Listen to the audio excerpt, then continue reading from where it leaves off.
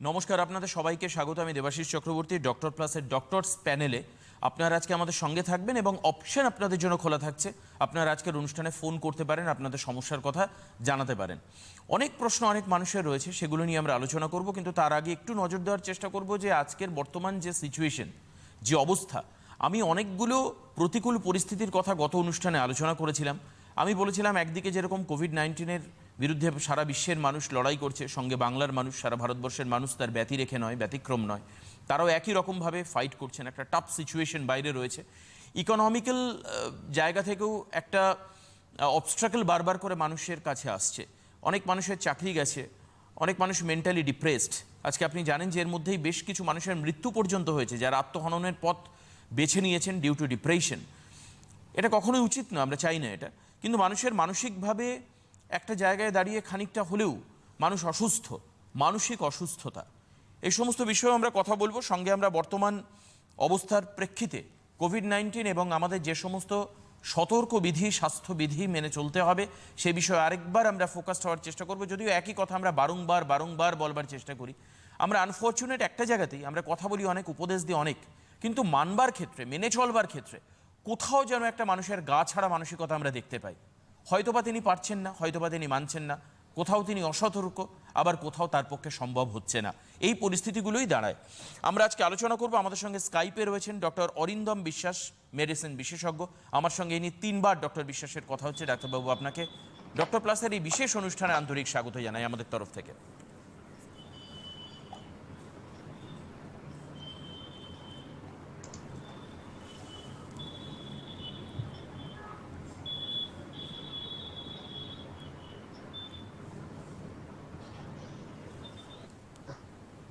নমস্কার।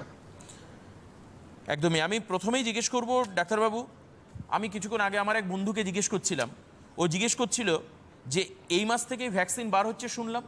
সত্যি কি এই মাস থেকে ভ্যাকসিন বার হচ্ছে? মানুষের কাছে খবরটা হয়তো অনেকের কাছে পৌঁছচ্ছে, কিন্তু আদতে কি বলছে?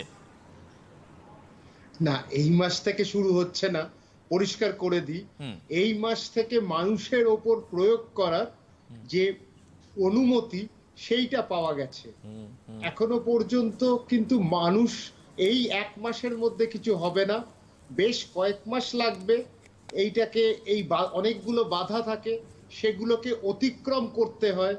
মানুষের কোনো পার্শ্ব প্রতিক্রিয়া হচ্ছে কিনা সেটা খুব নিখুঁতভাবে দেখতে লাগে।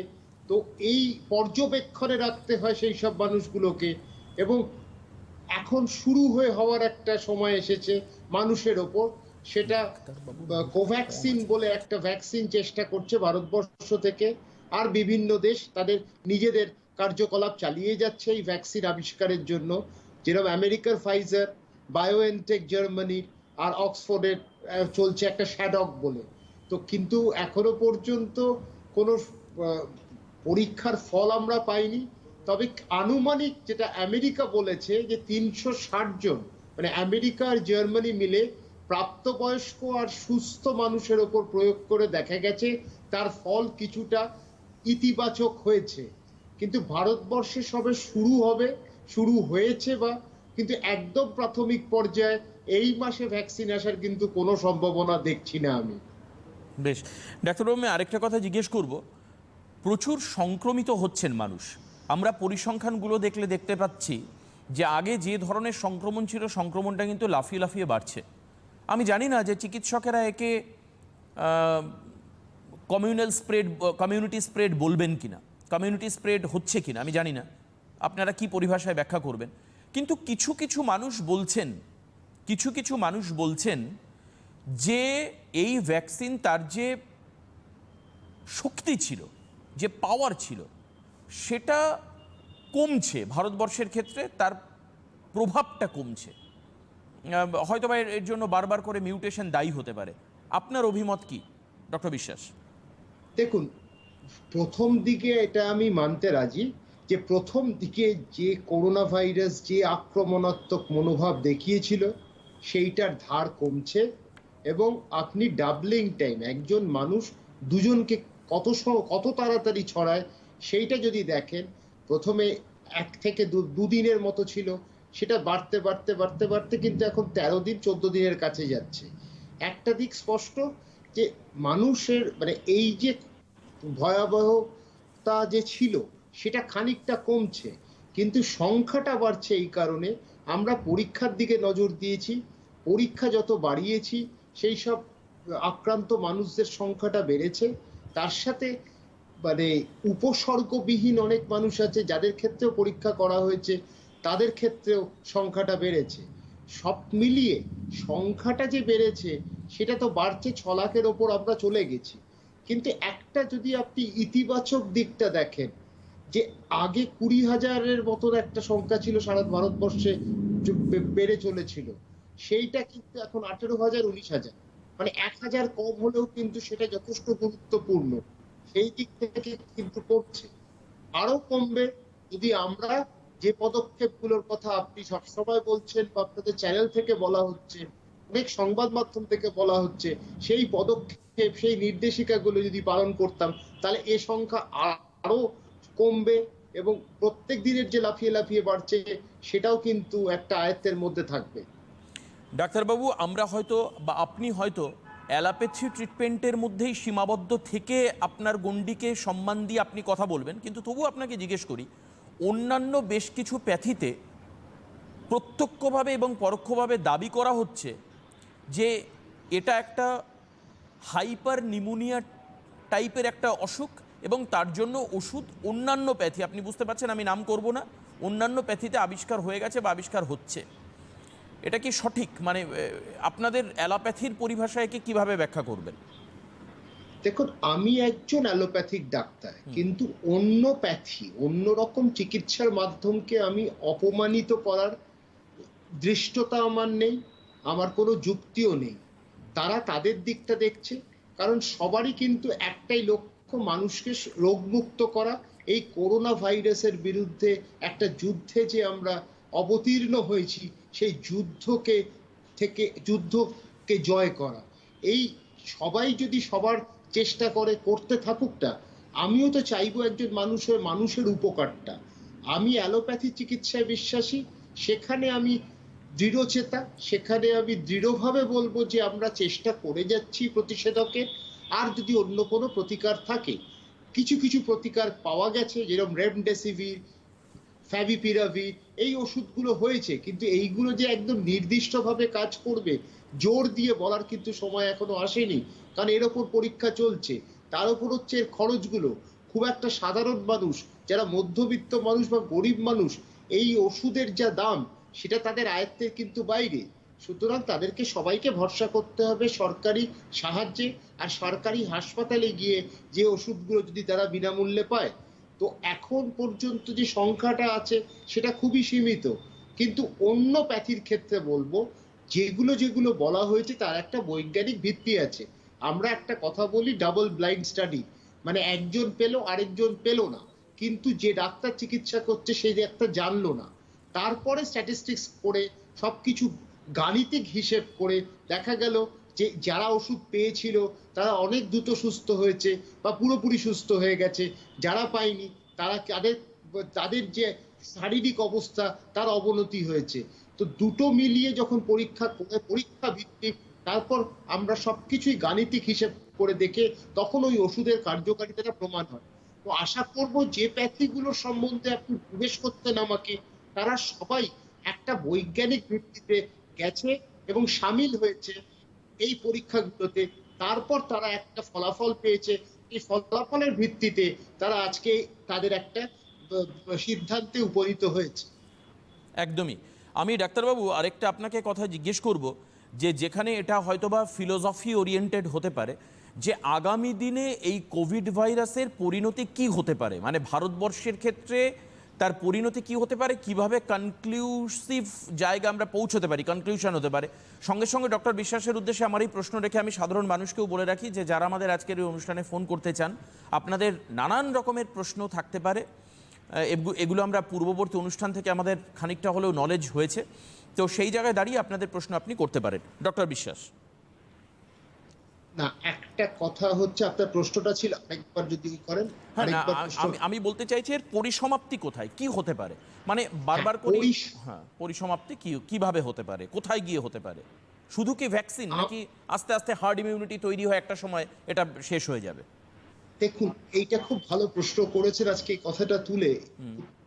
মানে এই উপস্থাপন করে যে হার্ড ইমিউনিটির কথাটা, হার্ড ইমিউনিটি নিয়ে রিসেন্ট খুব কিছুদিন আগে একটা খবর যেটা বেরিয়েছে, আগে আমরা বলতাম 60% 65-66% মানুষের যখন তারা রোগ থেকে মুক্ত হয়ে যাবে বা তারা এমন ভাবে জটিলতার মধ্যে পড়েনি বা সমস্যায় জর্জরিত হয়নি, কিন্তু এই জীবাণুকে বহন করেছে এবং শরীরের প্রতিরোধ করার ক্ষমতা গড়ে উঠেছে এবং সেটাকে শেষ করেছে, সেটা যদি 60-65% মানুষের হয় তাহলে হার্ড ইমিউনিটি তৈরি হয়। কিন্তু এখন যে খুব শীঘ্রই যে খবরটা আমরা পেয়েছি সেটা হচ্ছে বলছে 43% হলেই যথেষ্ট, কারণ তারা অ্যাক্টিভ লাইফ, যারা অ্যাক্টিভ লাইফ লিড করে তাদের উপর কাজটা করে দেখছে। কারণ কারা ছড়াচ্ছে, আপনি বাস্তবটা সত্যি দেখুন, বাড়িতে বয়স্ক বাবা মা আছেন বা বয়স্ক কেউ আছেন, আত্মীয় স্বজন আছেন, আমি কাজ করছি, আমি কাজ থেকে ফিরছি, আমি হাসপাতালে যাচ্ছি বা আমি অন্যান্য জায়গায় যেখানে জনসমাগমে আমি উপস্থিত হয়েছি, সেখান থেকে আমি রোগটা নিয়ে বাড়িতে ঢুকলাম। যে মানুষটা বাড়িতে রিটায়ার্ড লাইফ লিড করছে, বাড়ির মধ্যেই তার আবদ্ধ সেই জীবনযাপন করছেন, তাদের কিন্তু হঠাৎ তো এই ভাইরাস আসবে না। সুতরাং অ্যাক্টিভিটি যাদের বেশি তাদের ক্ষেত্রে যদি 43% মানুষের মধ্যে এই সহজাত প্রতিরোধ করার ক্ষমতা গড়ে ওঠে, তাহলে কিন্তু হার্ড ইমিউনিটি তৈরি হতে পারে। এইটা কিন্তু একটা পরীক্ষামূলকভাবে একটা দেখা গেছে, সেটা কিন্তু আরো সময় লাগবে সেইটাকে মানে তৈরি করতে, সেটাকে বিজ্ঞান ভিত্তিতে আমাদেরকে প্রতিষ্ঠিত করতে। এই প্রতিষ্ঠিত করার সময়টুকু লাগবে, আরেকটু পরীক্ষা লাগবে। আর ভ্যাকসিন সেইটা যদি এসে যায় তাহলে তো হার্ড ইমিউনিটি তো এমনিতেই আসবে। তো যদি সফলভাবে এই ভ্যাকসিন আসে তাহলে তো আমি সত্যি খুশি হব, কারণ মানুষ যাতে রোগমুক্ত হয়। ঠিক আছে, এইবার গেল হচ্ছে আপনি বললেন সমাপ্তি। দেখুন, তাহলে আমাদের 100 বছর আগে ইতিহাসের পাতাটা একটু ঘুরিয়ে নিতে হবে। তখন এত প্রযুক্তির উন্নতিকরণ হয়নি, প্রযুক্তির উন্নতিকরণ 100 বছর পরে অনেক হয়েছে। সেই কারণে একটা কথা বক্তব্য হচ্ছে, তখন 3 বছর লেগেছিল এই ভাইরাসকে নিষ্ক্রিয় হতে। তো এই ভাইরাস কবে নিষ্ক্রিয় হতে, সেটা 6 মাসও লাগতে পারে, 9 মাসও লাগতে পারে, বছর খানেকও লাগতে পারে। আবার এই ভাইরাস হয়তো থাকবে, কিন্তু সেই আক্রমণাত্মক চরিত্র যা এখন সে ভাইরাসের রয়েছে সেইটা হয়তো থাকবে না। সুতরাং এমনি একটা চিকেন পক্সের মতো থাকবে। একসময় চিকেন পক্স ভয়ানক হতো, স্মল পক্স ভয়ানক হতো, স্মল পক্স চলে গেছে পৃথিবী থেকে, চিকেন পক্স অনেক কমে গেছে, ওষুধও এসছে, ভ্যাকসিন এসছে, সবকিছু নিয়ে চিকেন পক্সটাকে আয়ত্তের মধ্যে আনতে পেরেছি। কিন্তু এই ভাইরাস কবে আক্রমণ নিষ্ক্রিয় হবে সেইটা কিন্তু এখনো প্রশ্নচিহ্ন আছে। আমরা কিন্তু এই রহস্যের বেড়াজালে আছি, কবে যে এই রহস্য ভেদ করে মানে কবে যে আমরা ব্রেক থ্রু মানে শত্রু লক্ষ্য ভেদ করতে পারবো সেইটা আমরা এখনো জানি না। সময় লাগবে, অপেক্ষা করতে হবে, সহনশীলতার পরিচয় দিতে হবে। আর বিজ্ঞান জগৎ তো নিরন্তর লড়ে চলেছে, তারা পরিশ্রম করে চলেছে, তাদের উপর আমাদের ভরসা রাখতে হবে। একদমই। আমি কিছু খবর পাচ্ছি যেগুলো সোশ্যাল মিডিয়াতেও আসছে ডক্টর বিশ্বাস, কিছু কিছু জায়গায় সোয়াইন ফ্লুয়ের প্রাদুর্ভাব হচ্ছে। তো এই ইউরোপিয়ান কান্ট্রিগুলোতে বিশেষত সোয়াইন ফ্লুয়ের প্রাদুর্ভাব হচ্ছে, এর সঙ্গে কি কোভিডের কোনো রকম রিলেশন রয়েছে, নাকি এটা আফটার শক হিসাবে আসার পসিবিলিটিস রয়েছে, বা ভারত বা এই উপমহাদেশের মানুষও এই সম্পর্কে সতর্ক হবেন বা কিভাবে হবেন? আপনি একটা খুব সুন্দর কথা বলেছেন, দর্শন। সত্যি কথা, আমরা ডাক্তার, আমরা মানুষ, আমরা সমাজের মধ্যে রয়েছি, এই দর্শনকে কিন্তু আমরা ফেলে দিতে পারি না। এত বৈজ্ঞানিক হলেও বা বিজ্ঞান ভিত্তিক কথা বললেও দর্শনটাকে কিন্তু সরিয়ে রাখা যায় না। কারণ প্রকৃতির অমোঘ নিয়মে কিন্তু জীবাণু আসবে, প্রতিনিয়ত মানুষকে কিন্তু সম্মুখীন হতে হবে একটার পর একটা নতুন বিপদের। সেই বিপদের আমরা কিছুদিন ধরে এখন বিপদের মধ্যে কাটাচ্ছি। তার মধ্যে বিপদের যে খবরটা এসছে যে সোয়াইন ফ্লুর একটা টাইপ, তার নাম হচ্ছে G4, সেইটা অনেক ভয়ানক হবে, সেটা অনেক আক্রমণাত্মক হবে। আর সত্যি যদি হয়, দেখুন আপনারা কিন্তু এখন অ্যালার্ম বেল বাজালেন, বাঁশিটা কিন্তু আপনি বাজালেন আজকে, এই প্রথম আলোচনা আমি করলাম এইটা নিয়ে। তো এখন এই বার্তাটা কিন্তু সরকারের কানে যেন পৌঁছয়, সরকার যেন যথাযথ ব্যবস্থা নেয়। ব্যবস্থা যদি এখনই নেয় তাহলে কিন্তু আমরা আরেকটা লকডাউন, আরেকটা ভয়াবহ চিত্র যেন না দেখতে পাই, বা সেই দুর্ভাগ্য যেন আমাদের না আসে। হ্যাঁ, এটা নিয়ে হচ্ছে, আবার বলছি এটাও একটা প্রাথমিক স্তরের একটা পরীক্ষা, আরেকটু সময় দিতে হবে। তবে হ্যাঁ, আমরা যেন কোনোভাবেই মানে একেবারে বসে না পড়ি, আমরা যেন এই ব্যাপারটাকে খুব অনায়াসে ব্যাপারটাকে না মনে করে যেন সিরিয়াসলি খুব গভীরভাবে এই ভাইরাস সম্বন্ধেও কিন্তু আরো পরীক্ষা শুরু হয়। তা না হলে কিন্তু যদি এইটা দুজন একসাথে হয়ে যায় তাহলে কিন্তু একটা ভয়াবহ চিত্র কিন্তু আমরা দেখতে চলেছি। আর করোনা আলাদা, সোয়াইন ফ্লু আলাদা। সোয়াইন ফ্লু একটা ইনফ্লুয়েঞ্জা ভাইরাস, করোনা ভাইরাস হচ্ছে আরেকটা ভাইরাস। দুটোই আরএনএ ভাইরাস, কিন্তু এদের ক্লাসিফিকেশন যদি বলেন আলাদা আলাদা, তাদের চেহারা, তাদের পরিকাঠামো আর আলাদা, একটা আলাদা টাইপ। কিন্তু এই যে ভাইরাসের কথা, দুটো ভাইরাস যদি কাছাকাছি চলে আসে তাহলে কিন্তু মানুষের কিন্তু মানে আবার একটা প্রাণনাশ, আবার একটা প্রাণের ভয়, আবার একটা দুর্বিষহ জীবন, সেই দিকে সম্মুখীন হতে চলেছি।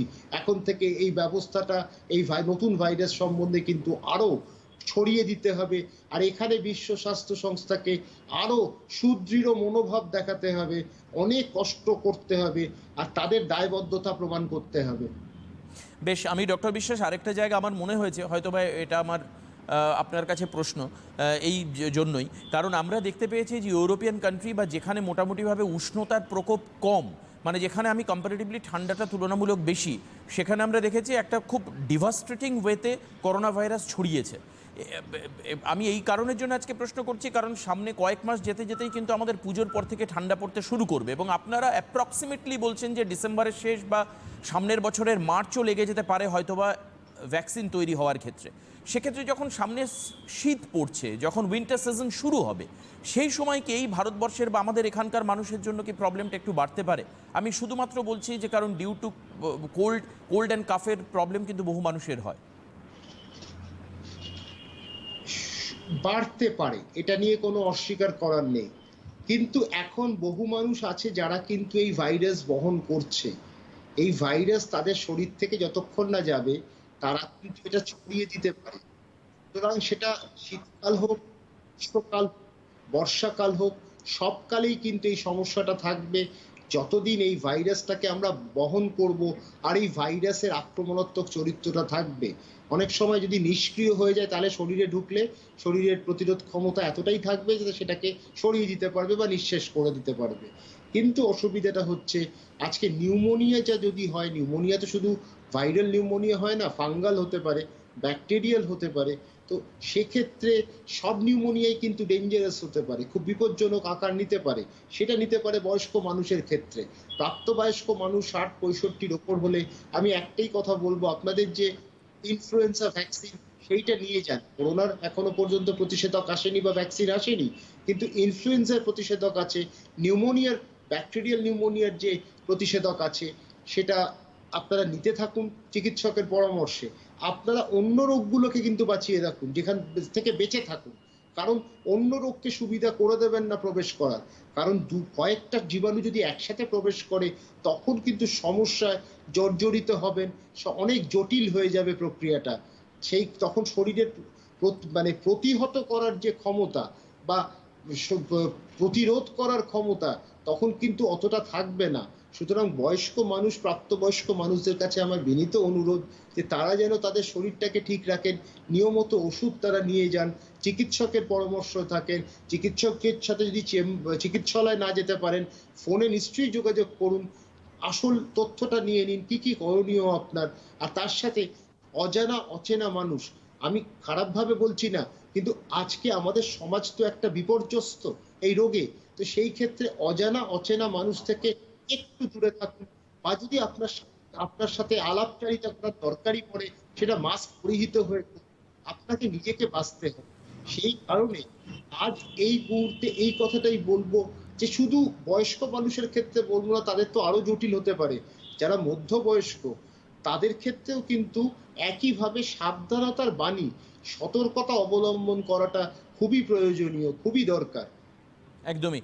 আমি এবার একটুখানি লাইভ ফোনে আসি, কারণ বহু মানুষ অপেক্ষা করে রয়েছেন, কথা বলবেন, এবং ডক্টর বিশ্বাসের থেকে একটা ইনিশিয়াল কনসালটেন্সি মানুষ নিতে চাইছেন। কেউ একজন রয়েছেন আমাদের সঙ্গে, ফোনে কথা বলবো। কে আছেন? হ্যালো হ্যালো হ্যাঁ নমস্কার, কে বলছেন? হ্যালো। নমস্কার, কে বলছেন? হ্যাঁ, আমি ডাক্তার উৎসব কথা বলতে একটু। হ্যাঁ বেশ, আমাকে আগে প্রশ্নটা করুন। আপনি টিভির ভলিউমটাকে একটু মিউট করে নিন, হ্যাঁ, টিভির আওয়াজটাকে আপনি বন্ধ করে নিন। ডাক্তারবাবু, আপনাকে দেখলেই তো মনে হচ্ছে করোনা ভালো হয়ে যাবে। হ্যাঁ, আপনি টিভির ভলিউমটাকে একটু কমিয়ে নিন প্লিজ। টিভির ভলিউম হুম হুম, এবার বলুন কি আমি প্রশ্ন। বলছি ডাক্তারবাবু, একজন সংক্রমিত। হ্যাঁ, আমি বাইরে আছি, ভলমে দিন আমি বাইরে আছি। বলুন বলুন। আমি বলছি ডাক্তারবাবু, এটার নাম মারণ ভাইরাস, কিন্তু শতকরা তো 97 মেজে যাচ্ছে, ভালো হয়ে যাচ্ছে, তাহলে এটাকে মারণ ভাইরাস বলা হচ্ছে কেন? বেশ, মানে আপনি বলছেন যে এটা মানে এর মরবিডিটিটা কম, তবু একে কেন মারণ ভাইরাস বলা হচ্ছে? ডক্টর বিশ্বাস কি বলবেন? হ্যাঁ, ভালো প্রশ্ন করেছেন উনি। মারণ ভাইরাস প্রথমে এই কারণে বলা হয়েছে, দেখুন আজকে 2.8% এর হচ্ছে মর্টালিটি রেট, বা এইভাবে কিন্তু প্রথম দিকে এত মৃত্যু, আর মৃত্যুটা তো আমরা কখনো চাই না। সেই জন্য মানুষকে সাবধান করা, মানুষকে এই দৃষ্টি আকর্ষণ করার জন্য কিন্তু এটাকে বলা হয়েছিল। কারণ চায়নাতে বলুন, ভারতবর্ষে বলুন, আমেরিকাতে বলুন, সেখানে মৃত্যু মিছিল তো কাঙ্ক্ষিত নয়, কাম্য নয় সমাজে। কেন চাইবো মানুষের মৃত্যু হোক? মৃত্যু তো হবে, সেটা তো প্রকৃতির অমোঘ নিয়মে। কিন্তু আজকে অল্প বয়সে মানুষের মৃত্যু হয়েছে, যাদের বেশ কোনো রোগ ছিল না তাদের মৃত্যু হয়েছে এই ভাইরাসের কারণে। সেই কারণেই মারণ ভাইরাস হিসেবে চিহ্নিত হয়েছে। আজকে আমরা প্রযুক্তিতে উন্নতি হয়েছে আমাদের, আজকে আমাদের চিকিৎসা বিদ্যায় উন্নতি হয়েছে, আজকে আমরা পুরনো জায়গায় নেই, নতুন জায়গায় এসেছি, নতুন দিগন্ত খুঁজে বেড়াচ্ছি আমরা। তো সেই জায়গাতে যদি এরকম মানুষের মৃত্যু মিছিল হয়, কিছু কিছু দেশে বাড়ির মধ্যে মরদেহ রাখা হয়েছে কারণ মর্গে জায়গা নেই। এইরকম দৃষ্টিতে, এইরকম যদি দৃষ্টিকোণ যদি আমরা দেখি, বা এই প্রেক্ষিতে যদি আমরা দেখি, তাহলে কিন্তু আমরা এটাই বলবো যে এটাকে মারণ ভাইরাস হিসেবে যদি চিহ্নিত হয়ে থাকে, সেটা সঠিক হয়েছিল, এই কারণেই হয়েছিল।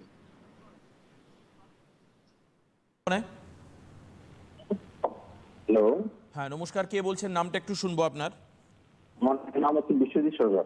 বিশ্বজিৎ বাবু, কোথা থেকে বলছেন আপনি?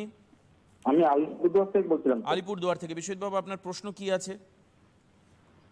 আমার পছন্দ হচ্ছে স্যার, আমি তো নিরামিষ খাই। হ্যালো, হ্যাঁ বলুন বলুন। আমি তো ভেজ খাই ছোটবেলা থেকে, তো আমিষ কেন সেক্ষেত্রে করোনার থেকে রেহাই পাওয়ার জন্য ইমিউনিটি পাওয়ারটা কি করে বাড়াবো, সেই ব্যাপারটা একটু আমার বয়স চুক্তি করছে। আপনি নিরামিষ খান, আপনার মনে হচ্ছে যে নিরামিষ খেলে আপনার ইমিউনিটি পাওয়ার কম আছে, যেটা আপনার মনে হচ্ছে, সেখানে আপনি ইমিউনিটি পাওয়ার কি করে বাড়াবেন, এটাই তো প্রশ্ন? হ্যাঁ হ্যাঁ হ্যাঁ। আচ্ছা বেশ, ডাক্তার বিশ্বাস কি বলবেন? একটা কথা বলে রাখি বিশ্বজিৎ বাবু, সাধু সন্তরা কিন্তু নিরামিষ খেয়েই বেঁচে আছেন, অনেক যোগীরা নিরামিষ খেয়ে বেঁচে আছেন, ঠান্ডার জায়গায় বেঁচে থাকেন, তাদের নানান রকম ক্রিয়াকর্মে, আর তারা কিন্তু ফলমূলের ওপর বেঁচে থাকে। আর আমরা কেন বাঁচবো না? আজকে ভাইরাস 2 কোটি বছর ধরে আছে, আমাদের অ্যান্টিবায়োটিক যেটা ব্যাকটেরিয়ার বিরুদ্ধে কাজ করে, সেটা 1950 সালে আমরা পেয়েছি, কয়েক দশক বাদে অ্যান্টিভাইরাল পেয়েছি, ভাইরাল রোগ, যেগুলো ভাইরাল ড্রাগ। তো এই যে ওষুধ ছাড়াও কিন্তু আমরা একটা সময় বেঁচেছি, আমরা ভালোভাবে বেঁচেছি, রোগ মুক্ত হয়ে বেঁচেছি, রোগ এলেও আমরা লড়েছি, সেটা ফলমূল থেকেই। আমরা শাকসবজির ওপর আমরা আপনি যেটা সব থেকে বড় প্রশ্ন হচ্ছে, ভিটামিন B12 থাকে না প্লান্ট প্রোটিনে বা প্লান্টের মধ্যে থাকে, সেখানে অ্যানিমাল থেকে নিতে হয়, কিন্তু আমাদের শরীরে এত কম ভিটামিন B12 লাগে, যেটা খুবই নগণ্য। আর 2 নম্বর হচ্ছে, আমরা যদি সবকটা শাকসবজি ঠিক মতো খেতে পারি, সব এসেনশিয়াল অ্যামাইনো অ্যাসিড শরীরে ঢুকবে, প্রোটিন তৈরি হবে, ইমিউন পাওয়ার একই রকম থাকবে যা আমিষে খাচ্ছেন। কিন্তু এই জন্য আপনার কোনো রকম মানে অন্যভাবে নেবেন না। নিরামিষ যদি আপনার পছন্দসই খাবার হয়, নিরামিষাশী যদি আপনি হন, নিরামিষ আপনি খেতে থাকুন, তাতে কিন্তু সবকটা শাকসবজি চেষ্টা করবেন মিলিয়ে খেতে, তাহলে কিন্তু আপনার শারীরিক দিক থেকে আপনি লাভবান। একদম।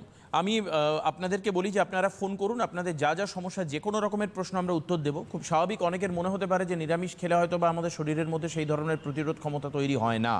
ডক্টর বিশ্বাস সেই মিথকে ভেঙে দিলেন, এবং আপনি কি কি খেতে পারেন কি না খেতে পারেন তার একটা প্রপার ডায়েট করুন, ডায়েট করে সেটাকে ইনটেক করবার চেষ্টা করুন। তাহলে আমার মনে হয় যে অবশ্যই আপনি খুব একটা ভ্যালিড এক্সাম্পল দিলেন যে যত সাধু সন্ত রয়েছেন তারা কিন্তু তাদের তপস্যা এবং খাদ্যাভ্যাস তার একটা সঠিক পরিমিত ব্যবহারের ফলে তারা কিন্তু দীর্ঘজীবী হয়েছেন। এবং আমরা যদি ভারতবর্ষের সনাতন প্রাচীন ইতিহাস একটু ঘেঁটে দেখবার চেষ্টা করি, সেখানে এরকম একাধিক আমরা উদাহরণ কিন্তু পেতে পারি। আমি একটু আবারও আপনাদের সামনে তুলে আনছি যে বর্তমান যে সিচুয়েশন, আমরা বিভিন্ন সময় দেখতে পাচ্ছি যে বাসে বা অন্যান্য যে যানবাহনগুলোতে যেগুলো গণপরিবহন করছে সেগুলো মারাত্মক ভিড় হচ্ছে। আমি পরশুদিন কলকাতার রাস্তা দিয়ে যাচ্ছিলাম, ডক্টর বিশ্বাসকেও আমি বলি, একটি হাওড়া বারাসাত রুটের বাস আসছে, তাতে তিল ধারণ করবার জায়গা নেই। এই বাস্তব পরিস্থিতিকে কিন্তু একটা বৃহৎ সমাজের একটা বড় অংশের মানুষ তারা কিন্তু অ্যাভয়েড করতে পারছেন না। তা আমি তো বলতে পারি ডাক্তারবাবু যে তারা এই বাস্তব পরিস্থিতির শিকার হচ্ছেন। আপনি কাকে ক্ষেত্রে উদ্যোগী হতে বলবেন? মানুষই বা কী করতে পারে এই সময়? দেখুন, সব দেশের সমস্যার সমাধান কিন্তু করতে হবে সেখানে কয়েকটা বিষয় দেখে। একটা হচ্ছে কতটা জনসংখ্যা আছে, মানুষের আর্থিক ক্ষমতা কতটা আছে, আর্থিক বল কতটা আছে, সরকারের অর্থ ভাণ্ডার কতটা শক্তিশালী, এই দিকগুলো কিন্তু নজর দিতে হবে। আমরা চেষ্টা করব বাসের মধ্যে কিন্তু যে দূরত্ব রাখার, কিন্তু সেটা কি সম্ভব? সেই অনুপাতে আমাদের সরকারি বাসও নেই, বেসরকারি বাসও নেই। এটা বাস্তব চিত্র। কিন্তু মানুষ কিভাবে যাবে? মানুষ তো আর পায়ে হেঁটে যেতে পারবে না। কারণ সবচেয়ে ভালো পা গাড়ি ব্রতচারী গানে ঠিক আছে, ব্রতচারী কথাগুলোতে ঠিক আছে, সেখানে আমি সম্মান জানাই।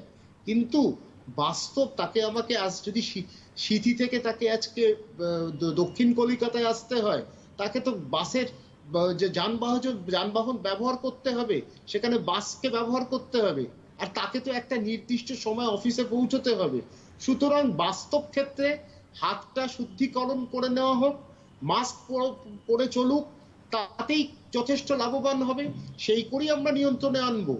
কারণ আমরা অফিসও বন্ধ করতে পারছি না, মানুষ যাতে কর্মহীন না হয়ে পারে সেটা দেখার, আর্থিকভাবে মানুষ দুর্বল না হয়ে পড়ে, কারণ তাদের সংসার চালাতে হবে, তাদের আজকে প্রত্যেক দিনের যে খরচ সেইটা তো বহন করতে হবে। সেইখানে তো আজকে ভারতবর্ষে সেই শক্তিটা নেই যেটা আমেরিকা কয়েক সপ্তাহ ভাতা দিতে পারবে, জার্মানি 7 সপ্তাহ দিতে পারবে, ইংল্যান্ড 3 মাস দিতে পারবে। ভারতবর্ষের সেই আর্থিক ক্ষমতাটা কিন্তু কম। আমি অর্থনীতি নিয়ে কোনো রাজনীতির কথা আনতে চাই না, কিন্তু সমগ্র যদি অর্থনীতির ভারতবর্ষের ক্ষেত্রে দেখেন, যেখানে দ্বিখণ্ডিত চিত্র, মানুষের মাথায় ছাদ নেই, আবার মানুষ অট্টালিকায় থাকে, সেই ভারতবর্ষ। কিন্তু ভারতবর্ষকে ঠিক রাখতে গেলে একটা ভারসাম্য রাখতে হবে। সুতরাং বাস ব্যবহার করতে হবে, অটো ব্যবহার করতে হবে। তবে সবার কাছে অনুরোধ, যারা চালাচ্ছেন, বাস মালিকরা, অটো চালকরা, তারা নিজেদেরকেও সাবধান রাখবেন। কারণ আজকে আপনি যদি 5 জনকে নিয়ে ওঠান, আপনারও কিন্তু অসুস্থ হয়ে যাওয়ার সম্ভাবনা আছে। আর এই অসুস্থ হয়ে গেলে আপনারও পুরো পরিবারটা নির্ভর করছে। সেইখানে কিন্তু আপনি চাইবেন না আপনি অসুস্থ হয়ে হাসপাতালে ভর্তি হোক, আর আপনার দিন আনি দিন খাই যে ব্যাপারটা, সেটা যেন নষ্ট হয়ে যায়। তাহলে পরিবারের উপর অনেক চাপ পড়বে। আপনার শরীরটা বুঝেও কিন্তু আপনি মানুষকে গাড়িতে ওঠান, আর কম করেই মানুষ, আর অফিসের সময় সীমাটা একটু বাড়িয়ে দেওয়া হোক। এইভাবে যদি 9টার সময় পৌঁছতে হবে, তাহলে কিন্তু উড়োউড়ি লাগবে এবং বাসের লাইনে লাইনে কিন্তু পড়বে, আর কিন্তু শারীরিক দূরত্ব বজায় আর থাকবে না। তখন সমাজে এই রোগ আরো ছড়িয়ে পড়বে, আরো লাফিয়ে লাফিয়ে সংখ্যা বাড়বে। আমি আরেকজনের ফোন নেব। কে আছেন ফোনে? হ্যালো। আমি তো ফোনে আছি। হ্যাঁ বলুন ম্যাডাম, আমি শুনতে পাচ্ছি আপনার কথা। কে বলছেন? আপনার নাম আচ্ছা, সরি সরি, আমি হয়েছি। বলুন, আপনার নামটা বলুন। হ্যাঁ হ্যাঁ, বলছি আমি একটু ডাক্তারবাবুর সঙ্গে কথা বলতে চাই। আপনার নামটা একটু আমাকে বললে আমি ডাক্তারবাবুর সঙ্গে আপনাকে কথা বলিয়ে দিতে পারবো। হ্যাঁ, আমি একটু ইমিউনিটি সম্বন্ধে জানতে চাইছি, কিভাবে আমি ইমিউনিটিটা বাড়াবো। কারণ হচ্ছে আমার ছেলের 5 বছর আগে একবার একটু শ্বাসকষ্টর মতো হয়েছিল, এবং রিসেন্ট আরেকবার ওরকম হয়েছে, এই লকডাউনের মধ্যে হয়েছে। তো এটা নিয়ে আমি খুব চিন্তার মধ্যে আছি। আর প্রথমেই ডাক্তারবাবুকে আমার মানে কোটি কোটি প্রণাম, যে আপনার কথা, আপনার যেভাবে আপনি বোঝান, সত্যি আমরা মুগ্ধ। এবং আপনার সঙ্গে আমি অনেকবারই ফোন করতে চেয়েছি, আমি মানে লাইন পাইনি সেভাবে। তো আপনার কথা শুনে যা সত্যি আমরা মুগ্ধ। তো অনেক সময় এটা মনে হয়, আপনার প্রোগ্রাম আমি সব সময় ফলো করি, আর আমার এটা মনে হয় যে আপনার এই কথাগুলো যেন আমাদেরকে অনেকটা রোগমুক্ত করতে পারে। আপনার এই কথা এত সুন্দরভাবে বোঝান, এতে সত্যি আমরা মুগ্ধ, বারবার বলছি। আর প্লিজ একটু বলুন না, আমার ছেলে নিয়ে আমি খুব চিন্তার মধ্যে আছি। ওর এই লকডাউনের মধ্যে ওরকম আর একবার শ্বাসকষ্টটা হয়েছিল, ওটা কি কারণে হয়েছিল? 4-5 বছর আগে একবার হয়েছিল।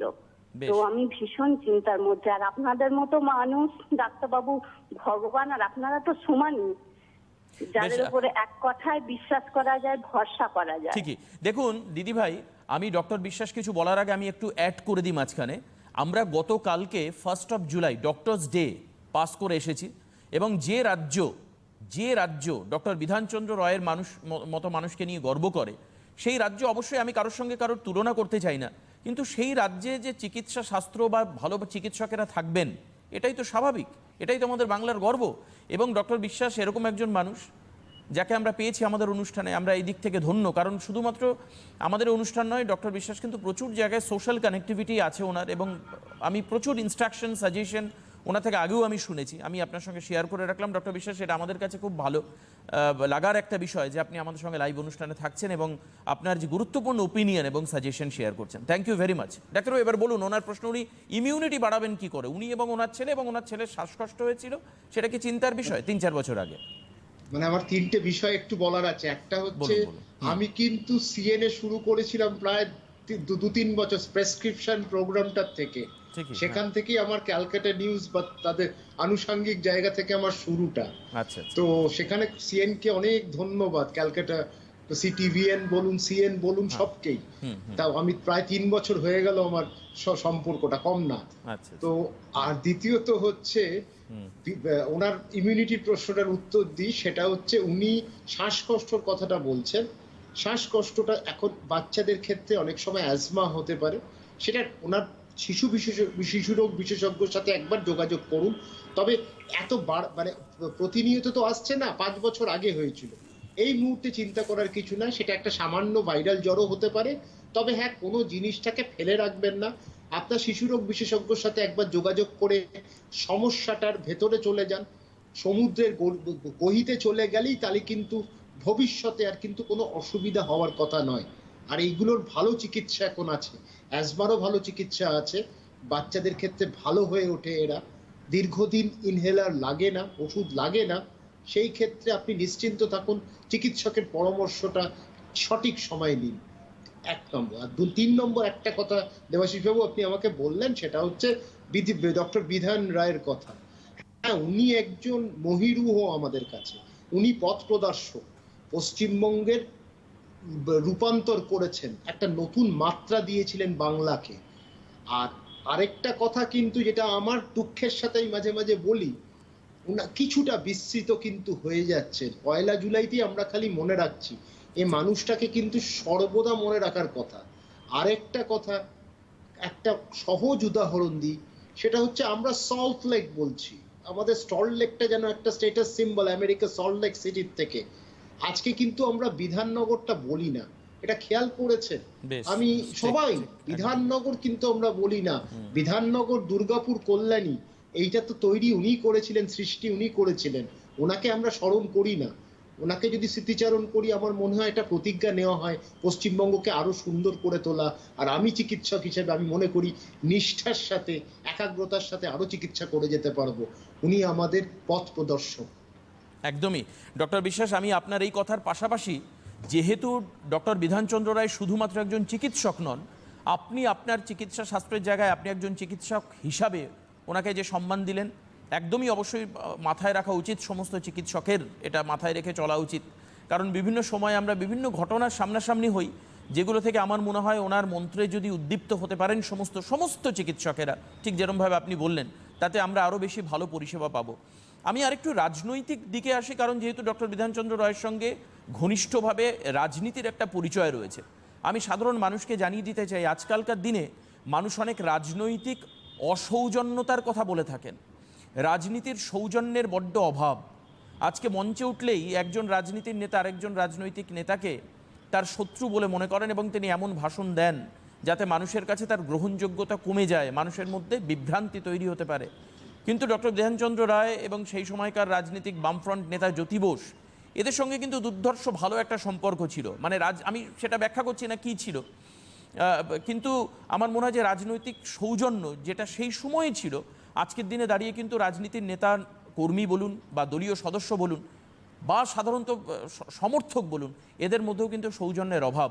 আমার মনে হয় যে কাজগুলো ডক্টর বিধানচন্দ্র রায় পশ্চিমবঙ্গের উপকার হিসাবে যিনি পরিচিত, যে কাজ উনি করতে পারেননি, যে কাজগুলো ওনার অধরা থেকে গেছে, সেই কাজগুলোকে যদি আমরা পূরণ করতে পারি, যদি রাজনীতির সেই সৌজন্যের বাতাবরণ নিয়ে আসতে পারি, তাহলে কিন্তু সেটা ভালো। আমি একটু উল্লেখ করে দিই অনুষ্ঠানে, যদিও বা এই অংশের নয়, গতকাল বিধান ভবনেই প্রথম, আমি ডক্টর বিশ্বাসকেও জানিয়ে দিতে চাই, গতকাল বিধান ভবনেই প্রথম কংগ্রেসের সঙ্গে সিপিএম তারা একসঙ্গে গিয়ে বিধানচন্দ্র রায়ের প্রতিকৃতিতে মাল্যদান করেছেন।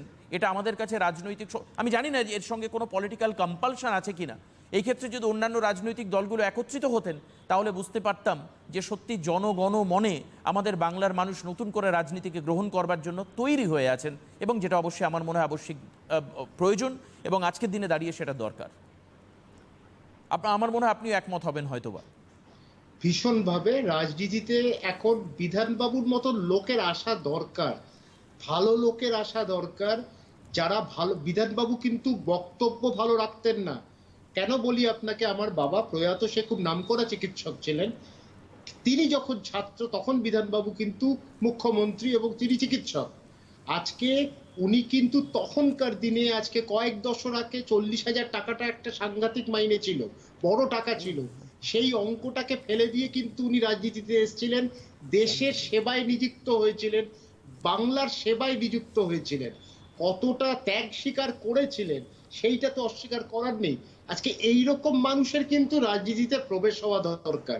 তাহলে পশ্চিমবঙ্গের মানুষ কিন্তু আরো রাজনীতি নিয়ে কিন্তু খুশি হবেন, রাজনীতির ব্যাপারটা সম্পর্কে কিন্তু তাদের একটা ইচ্ছেটা জাগবে। নয়তো মিছিল দেখে গাড়ি দাঁড় করিয়ে দেবে, তারপর রাজনীতিকে তারা ফেরত গেলেই গালাগাল দেবেন। এটাই তো হয়েছে, সেই সম্পর্কটাকে নষ্ট হয়ে গেছে। রাজনীতিতে তো পশ্চিমবঙ্গ অনেক ভালো ভালো মানুষকে দেখেছে, তো সেই মানুষগুলো আবার ওরকম একটা প্রজন্ম তৈরি হোক না, ভালো একটা বার্তা করবে, আলোকিত করবে। আমরা কোনো ঝামেলা ঝঞ্ঝাট দেখবো না, আমরা একটা রাজনীতিক সুস্থ রাজনৈতিক পরিবেশ দেখতে চাই। একদমই ঠিক। আমি আরেকজনের ফোন নেব, রয়েছেন আমাদের সঙ্গে, কে আছেন? হ্যালো হ্যালো হ্যালো, হ্যাঁ নমস্কার, কে বলুন? নমস্কার স্যার। হ্যাঁ বলুন। নমস্কার স্যার, আমি বিকাশ সরকার কোচবিহার থেকে বলছি। বেশ, আপনি প্রশ্ন করুন, ডক্টর বিশ্বাস শুনতে পাচ্ছেন আপনার প্রশ্ন, বলুন। হ্যাঁ হ্যাঁ স্যার, স্যার আমার প্রশ্নটা হচ্ছে যে আমার তো কোচবিহার শহরে একটি ছোট্ট খাবারের দোকান রয়েছে, কিন্তু আমি দোকানটা খুলছি না, ও সোশ্যাল ডিস্টেন্সিং এই সমস্যার দরুন। তো স্যার আমি যেটা বলছি, আমি দেখছি অনেকে দোকান খুলছে, সেখানে হ্যান্ড স্যানিটাইজার রেখে দিয়েছে এবং দোকান চলছে।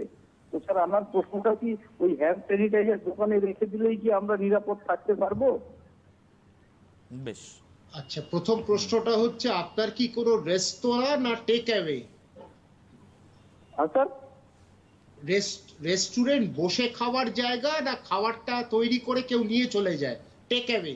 হ্যাঁ হ্যাঁ, আমার প্রশ্ন হচ্ছে যে হ্যান্ড স্যানিটাইজার। না না না, আপনার কি রেস্টুরেন্ট মানে যেখানে মানুষ বসে খান, নাকি আপনি খাবার তৈরি করে দেন, মানুষ সেটা নিয়ে বাড়িতে চলে যায়, সেটাই উনি জিজ্ঞেস করছেন?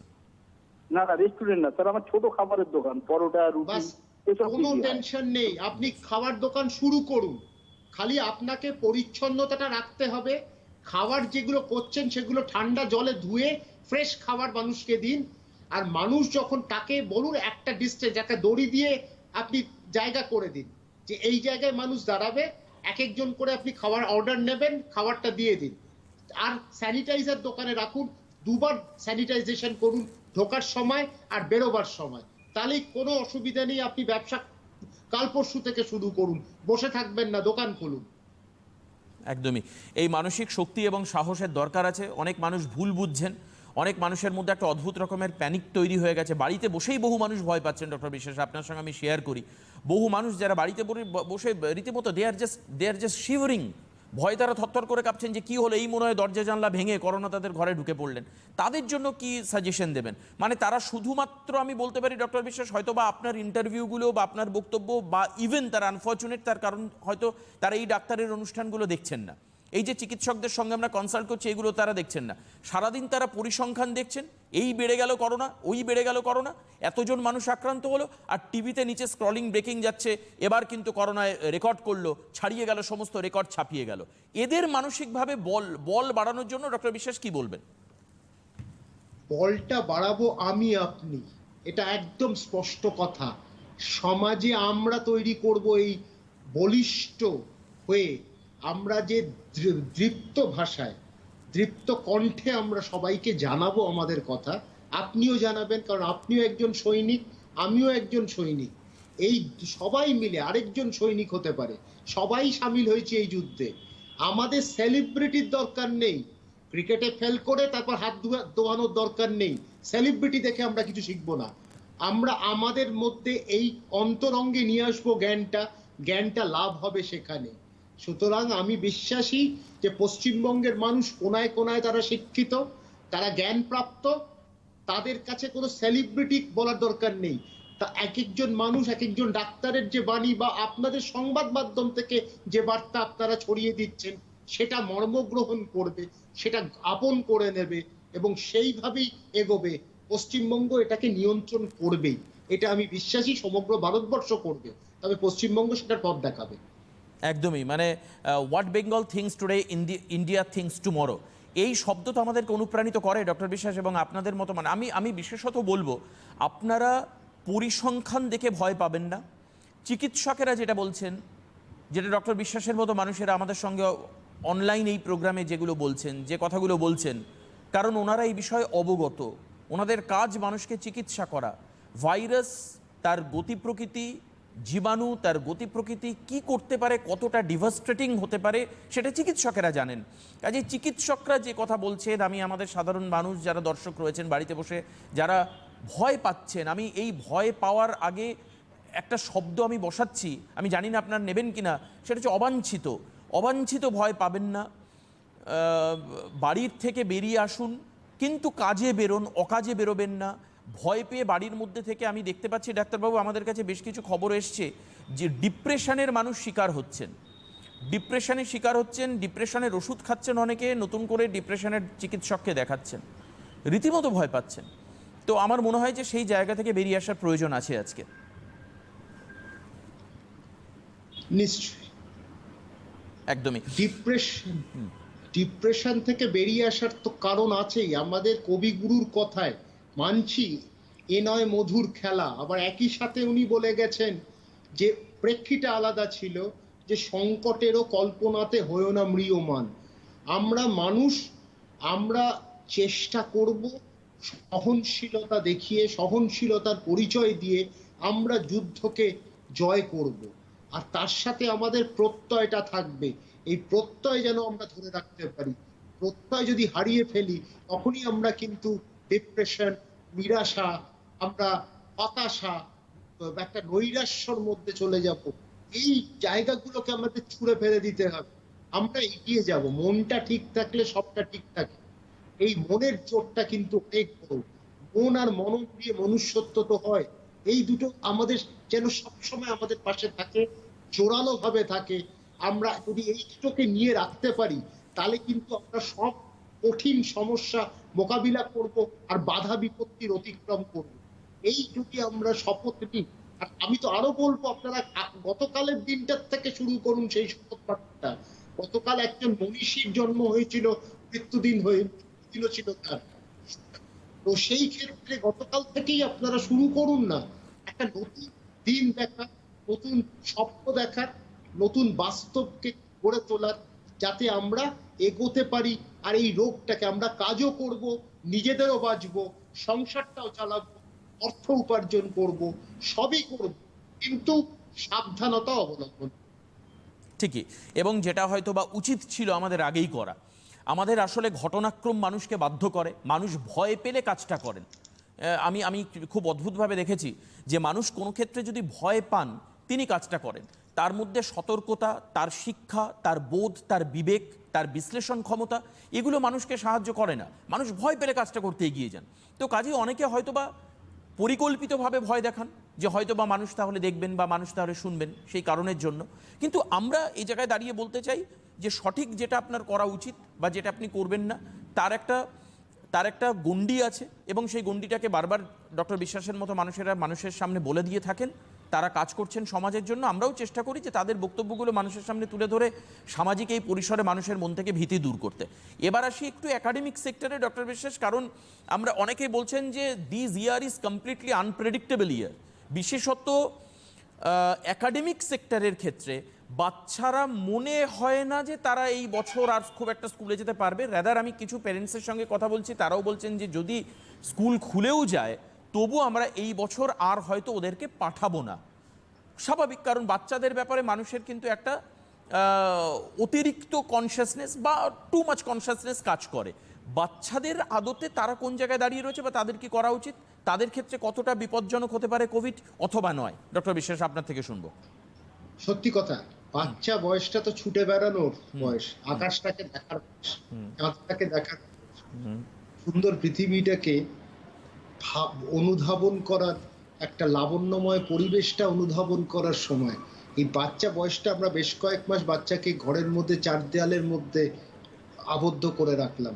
সত্যি কথা, তারা তো তাদের মনের প্রকাশটা বলতে পারছে না। এখানে বাবা মার অনেক গুরুদায়িত্ব, যে তাদেরকে এমন ভাবে রাখা, পরিবেশের গল্প করা, তাদেরকে একটু সবুজের পাশে দেখানো, সবুজ জিনিসটা দেখানো, যে এই জায়গাগুলো যদি তারা করে দিতে পারে, একটা নতুন রকমের ভার্চুয়াল হোক, ছবিতেই হোক, চিত্রতেই হোক, কিন্তু তাদেরকে ওই পরিবেশ, ওই মানসিকতা, এমন কিছু গল্প করা যাতে তারা কিন্তু উজ্জীবিত থাকে, তারা উৎসাহিত হয় পড়াশুনোর ব্যাপারে, খেলাধুলোর ব্যাপারে, ইনডোর গেমসই হোক না।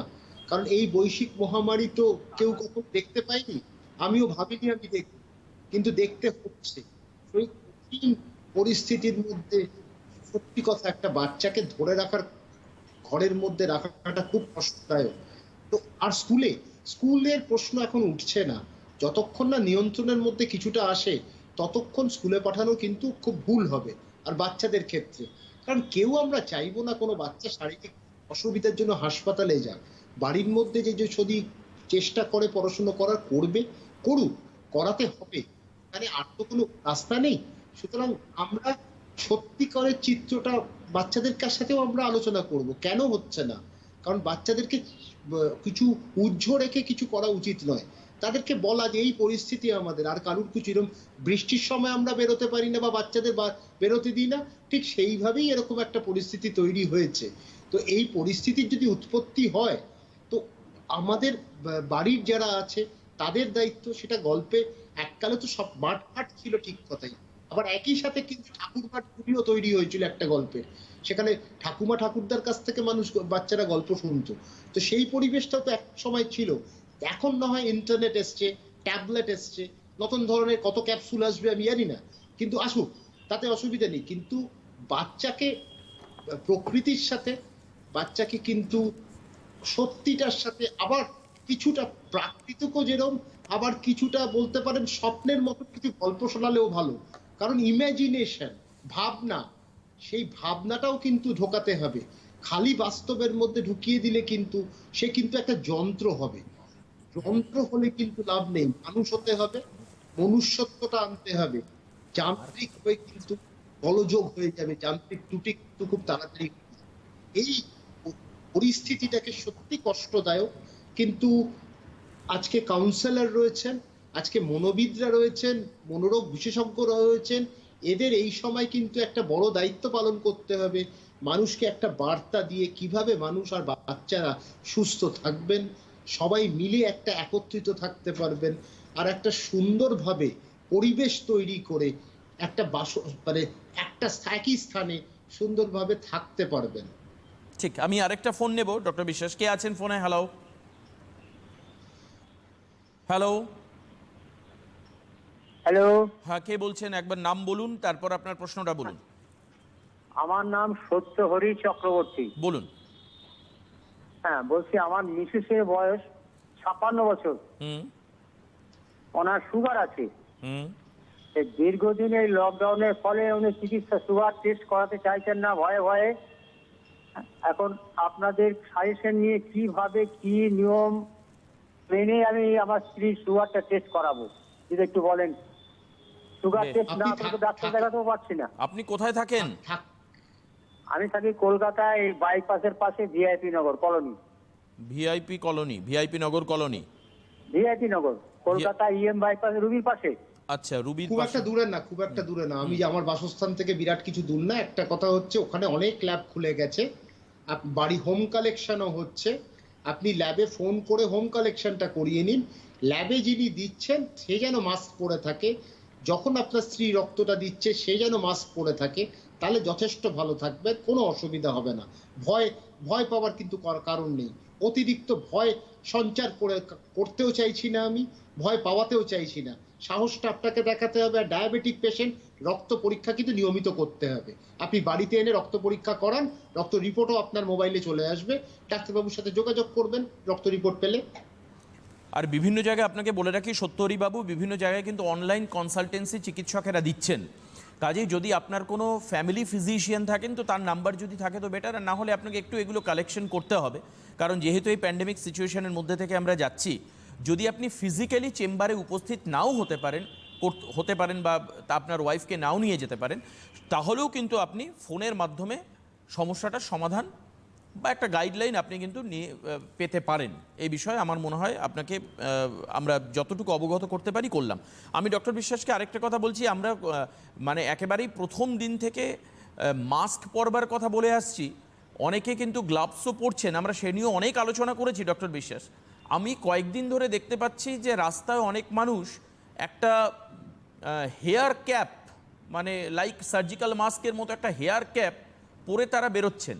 তো এবার দেখে আমার মনে হয়েছিল বা আপনাদেরকে জিজ্ঞেস করবার ইচ্ছেও আমার হয়েছিল এই কারণের জন্যই, যে চুলের থেকে বা ড্যান্ড্রফের মাধ্যমে বা মাথা স্কাল্পের মধ্যে করোনা ভাইরাস কি ছড়াতে পারে কোনো রকমভাবে? দেখুন, নানান কথা মানুষ বলেছে, নানান মুনির নানান কথা এসেছে। কারণ সবাই মুনি হয়ে গেছে, সবাই শ্রেষ্ঠত্ব লাভ করেছে জ্ঞানে, এরকম প্রমাণ পাচ্ছি আমরা মাঝে মাঝে কাদের কিছু কথা শুনে। তো আসলে মাথায় যদি থাকেও, আপনি কি বারবার মাথাটা হাত দিয়ে মুখে দিচ্ছেন? পরিষ্কার ভাবুন তো। মানে অনেকের অতি বাজে অভ্যেস আছে পাতাগুলো মুখে লাগিয়ে হাতে লাগিয়ে পাতাগুলো সরানো। সেই অভ্যেসগুলো ত্যাগ করে নিন, বদ অভ্যাস ত্যাগ করুন। আর মাথায় ক্যাপটা কারা লাগাই? আমরা সার্জনরা লাগাই, যাতে আমাদের মাথা থেকে বা চুল পড়ে কোনো একটা জায়গায় চুলটা না যায়। আর কারণ দিনে 50 থেকে 100টা চুল সবার নষ্ট হয়, এটা ঘটনা। আর দ্বিতীয়ত হচ্ছে, এটা কাদের লাগে? যারা রেস্টুরেন্টে আছে, যাতে চুলটা গিয়ে খাবারের মধ্যে না পড়ে, যাতে কোনো জীবাণু ওখানে না প্রবেশ করে, এইগুলোর জন্য। কিন্তু রাস্তায় আমি চলতে চলতে একটা ক্যাপ আমরা পরি না কেন? আমরা মাঙ্কি ক্যাপও পরতে পারি ঠান্ডার সময়, আমরা অন্য সময়ও পরতে পারি, আমরা অন্য সময়ও ক্যাপ পরি যখন খেলছি বা অতিরিক্ত রোদ্দুর আছে। কিন্তু করোনা মাথায় চলে আসবে কথায় কথায় বায়ুবাহিত হয়ে, সেটার সম্ভাবনাটা কিন্তু কম। কারণ আমরা এত তথ্যের অত্যাচারে আমরা অত্যাচারিত হচ্ছি না, মানে শোষণ হচ্ছে আমাদের। সেই জন্যই আমাদের কিন্তু এত চিন্তা ভাবনা, এত ভয়, ভীত সন্ত্রস্ত হয়ে পড়ছি। আমরা কিছুটা সাহসের সাথে মোকাবিলা করি, কিন্তু হ্যাঁ, যা নির্দেশিকা আছে সেটা যেন পালন করি। আমরা গিয়ে এখন ভিক্টোরিয়া মোড়ে আড্ডা দিয়ে ফেললাম, সেইটাও যেন মূল মাস্ক না পরে। আবার একই কথা, আমি যদি সারা শরীরটাকে হেলমেট থেকে শুরু করি, সারা শরীরটাকে আমরা আটকে দিই, তাহলে তো আমাদের কষ্ট হবে অনেক বেশি। বেশিক্ষণ আমরা রাখতে পারবো না, আমরা মাস্কটাকে খুলে দেবো। আপনি N95 মাস্কটা কতক্ষণ রাখতে পারবেন? পিপিই কিটটা কতক্ষণ রাখতে পারবেন? আমরা পড়েছি বলে আমরা জানি কত কষ্ট হয় ওই সময়টা। তো সেই কারণে অযথা নিজেদেরকে কষ্ট দেবেন না, না বুঝে। যেখানে দরকার আছে সাবান জল ব্যবহার করুন, থুতু ফেলবেন না। অনেকে থুতু ফেলে রাস্তায়, সেই বদভ্যাসগুলো ত্যাগ করুন না, তাহলে তো আপনি ভালো থাকবেন। ঠিকই, যেটা করা উচিত আমাদেরকে সেটাই করবার জন্য ডাক্তারবাবু সাজেশন দিচ্ছেন। এগুলো মেনটেন করুন এবং অবাঞ্ছিত ভয়ের যে একটা পরিবেশ, সেখান থেকে বাইরে বেরিয়ে আসুন, বাস্তবটাকে জানুন এবং বাস্তব মেনে চলুন, এটাই আমাদের একমাত্র প্রত্যাশা। কে আছেন ফোনে? হ্যালো। হ্যালো, হ্যাঁ বলুন, কে বলছেন? আমি শ্যামনগর, উত্তর 24 পরগনা শ্যামনগর থেকে অসীম কুমার ঘোষ বলছি। বলুন অসীমবাবু, আপনার কি প্রশ্ন আছে? আমার প্রশ্ন হচ্ছে একটি, আমি নিজে সুগার পেশেন্ট 22-24 বছরে। আমার বাড়িতে 3 জন মানুষ, আমার ছেলে আছে 24-25 বছর বয়স, আমার ওয়াইফ আছে। আমরা কিন্তু এই লকডাউনটা পুরোপুরি ভাবে মেনে চলছি। হ্যাঁ, মেনে চলার একটাই কারণ, নিজে আমি এই কারণেই আরো চলি যে আমি শুধু বাঁচলে হবে না, আমার প্রতিবেশীকেও বাঁচাতে হবে। আমি ধরুন এই 3 মাসের ভেতর আমাদের 5 থেকে 6 দিন মাত্র রাস্তাঘাটে বেরিয়েছি মাস্ক পরে, এবং বাজার ফাজারে কিছু দরকার হয় সেই বাজারপত্র করে এনে যখন বাইরে রাখছি, বাইরে রেখে জল দিয়ে, একদম বাড়ির বাইরে রেখে জল, মানে সিঁড়ি দিয়ে ওঠার আগে বাইরে রেখে জল দিয়ে ধুয়ে আমি সবজি ফবজিগুলো তুলে ঢুকাচ্ছি ঘরে। আর কাজের মাসি আসে বাইরে থেকে কাজ করে দিয়ে বাথরুমটা মেজে দিয়ে চলে যায়। এতে কোনো আর কি প্রোটেকশন নেওয়ার কিছু প্রয়োজন আছে আমাকে একটু কাইন্ডলি যদি বলেন। যথেষ্ট নিচ্ছেন। ডায়াবেটিস পেশেন্ট যেন সুগারটা নিয়ন্ত্রণে থাকে, যথেষ্ট ভালোভাবে আপনি আপনার সতর্কতা অবলম্বন করেছেন। আপনাকে আমি ধন্যবাদ জানাই, আপনাকে সম্মান জানাই, আপনি লকডাউনটা মেনে চলেছেন। বেশ, এবার আর কি কিছু প্রশ্ন আছে আপনার ডাক্তারবাবুর কাছে? হ্যাঁ, আমার প্রশ্ন একটা আছে। আমি রয়্যাল সিবিডিতে পার্কস্ট্রিটে গিয়ে আমি টেস্ট করাই 3 মাস অন্তর, আমি এখন যেতে পারছি না, 5 মাস হয়ে গেল। হ্যাঁ, টেস্ট হয়নি, আগে নর্মাল ছিল এই মতো অবস্থায়, এখন 5 মাস যেতে পারছি না। ভয় লাগছে একটাই যে কলকাতাতে খুব এখন বাড়াবাড়ি, সংখ্যাটা বাড়ছে, কিভাবে যাব, ট্রেনও বন্ধ, গাড়ি করে যাবো নয়, একটা ভাড়া করে নেওয়ার মতন আমার সামর্থ্য আছে, হয়তো 1000-1500 টাকা নিলে আমি গিয়ে টেস্ট করবো, কিন্তু ল্যাবে আমি কিভাবে কি করবো আমি সেটাই ভাবছি। একটু আপনারা যদি বলেন। আপনি স্থানীয় ল্যাব দেখুন না, আপনি স্থানীয় ল্যাব দেখুন না, কেন গেহযোগী ভিক পায় নাকে প্রমাণ করছেন? স্থানীয় ল্যাবকে ধরুন, তারা ঠিক করে দেবে, যত্ন সহকারে করে দেবে। আপনার ব্র্যান্ড নিয়ে লাভ কি? একদমই তাই। আমরা কয়েকদিন আগে করোনা পরিস্থিতিতে প্রধানমন্ত্রীর বক্তব্য শুনেছিলাম। এবার যারাই বলছেন যে নিজের জায়গা থেকে বাইরে আসবেন, আমি জানি না তারা ওই বক্তব্য শুনেছেন কিনা। প্রধানমন্ত্রী বলেছেন, you raise your vocal for the local business and you make the local business to the global business. তো আপনি লোকাল বিজনেসকে গ্লোবাল বিজনেস করতে পারেন। আমি শুধু একটা প্রেক্ষিত আলোচনা করলাম, যেহেতু ডক্টর বিশ্বাস বললেন যে আপনি লোকাল ল্যাবকে বিলিভ করুন এবং তাদের কাছে ছেড়ে দিন নিজের বিষয়টা, দেখবেন তারা সঠিকভাবে আসছে। তবে কিছু স্বাস্থ্যবিধি আছে, নিশ্চিতভাবে তারা যখন ল্যাবের সঙ্গে যুক্ত রয়েছেন তারা স্বাস্থ্যবিধি মেনেই চলেন, বা এই বিষয়ে তারা হয়তোবা খুব একটা গাফিলতি করবেন না। তবে সেগুলোকে মেনে চলতে আমাদের মনে হাতে আর আজকে সময় নেই। হ্যাঁ হ্যাঁ, বেশ, আমাদের আজকে আর হাতে সময় নেই। আচ্ছা, কেউ কি আছেন ফোনে? বেশ, আমাদের হাতে আর আজকে সময় নেই, আমাদের শেষ করতে হবে। ডক্টর বিশ্বাস, অনেক অনেক ধন্যবাদ। আমাদের সঙ্গে উপস্থিত ছিলেন মেডিসিন বিশেষজ্ঞ অরিন্দম বিশ্বাস। ডাক্তারবাবুকে অনেক অনেক ধন্যবাদ আজকের এই অনুষ্ঠানের সঙ্গে থাকবার জন্য। সঙ্গে যারা এতক্ষণ ধরে সিটিভিএনে ডক্টর প্লাসের এই বিশেষ অনুষ্ঠান দেখছিলেন তাদেরকে ছোট্ট একটা কথাই বলবো, অবাঞ্ছিত ভয় পেয়ে কোনো লাভ নেই। যুক্তি সহকারে মানুন বিষয়টি, চিকিৎসকদের কথা শুনুন। যে কোনো জিনিস যদি সোশ্যাল মিডিয়ায় আপলোড হলো আর আপনি সেটাকে পড়ে বিশ্বাস করলেন বা ভয় পাওয়া শুরু করলেন, সেটা নয়। চিকিৎসকেরা যে কথা বলছেন, কারণ তারা বিষয়টি জানেন, তারা অবগত, তারা যেটা বলছেন সেটা শুনে চলুন। ভয়কে পরাজিত করুন, কোভিড-19 পরিস্থিতিকে পরাজিত করুন, জিতুন আপনি। আমাদের এটাই প্রত্যাশা। আজকে এই পর্যন্তই। নমস্কার, সবাই ভালো থাকুন, সুস্থ থাকুন।